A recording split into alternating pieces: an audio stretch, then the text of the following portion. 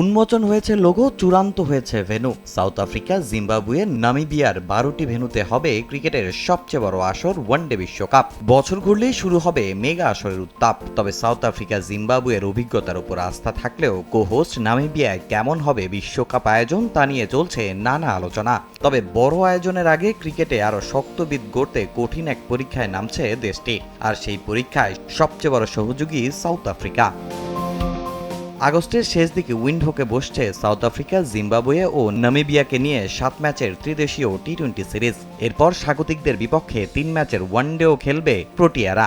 ইতিহাসে এই প্রথম ওয়ানডেতে মুখোমুখি হবে দুই প্রতিবেশী দেশ। তবে এই সিরিজ শুধু খেলোয়াড়দের প্রস্তুতি নয়, পরীক্ষা হবে পুরো আয়োজনের। বিশ্বকাপের অন্যতম ভেন্যু নামিবিয়া ক্রিকেট গ্রাউন্ডের পিচ, আউটফিল্ড, সম্প্রচার, নিরাপত্তা, দর্শক ব্যবস্থাপনা সবকিছুই নজরে রাখবে আইসিসি। ঘুমের জাদু সোয়ান গ্রুপের একটি পণ্য।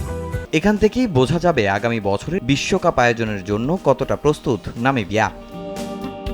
এই আয়োজনকে ভবিষ্যতের আফ্রিকা কাপের ভিত্তি হিসেবেও ধরা হচ্ছে। এশিয়া কাপের আদলে 2027 সাল থেকে মহাদেশীয় টুর্নামেন্ট চালুর পরিকল্পনা রয়েছে। আর এই ত্রিদেশীয় সিরিজের টিকিট, সম্প্রচার সত্ত্বের আয় ব্যয় হবে আফ্রিকা জুড়ে ক্রিকেট উন্নয়নে, যার বেশিরভাগই খরচ হবে নামিবিয়ার ক্রিকেট কাঠামো উন্নয়নে। এই সফরের অংশ হতে পেরে আমরা আনন্দিত। এটি শুধু প্রতিবেশী দেশগুলোর ক্রিকেটকে শক্তিশালী করার প্রতিশ্রুতি নয়, আগামী বছরের বিশ্বকাপকে ঘিরেও উত্তেজনা তৈরি করবে। তবে ব্যস্ত আন্তর্জাতিক সূচির কারণে সাউথ আফ্রিকার পূর্ণ শক্তির দল না পাঠানোর সম্ভাবনা বেশি। যদিও আফ্রিকার ক্রিকেট উন্নয়নে যে প্রতিশ্রুতি দিয়েছে তা রাখায় সাউথ আফ্রিকা ক্রিকেটের প্রতি কৃতজ্ঞ নামিবিয়া। ক্রিকেট সাউথ আফ্রিকা ও জিম্বাবুয়ে ক্রিকেটের এই সহযোগিতার জন্য আমরা কৃতজ্ঞ।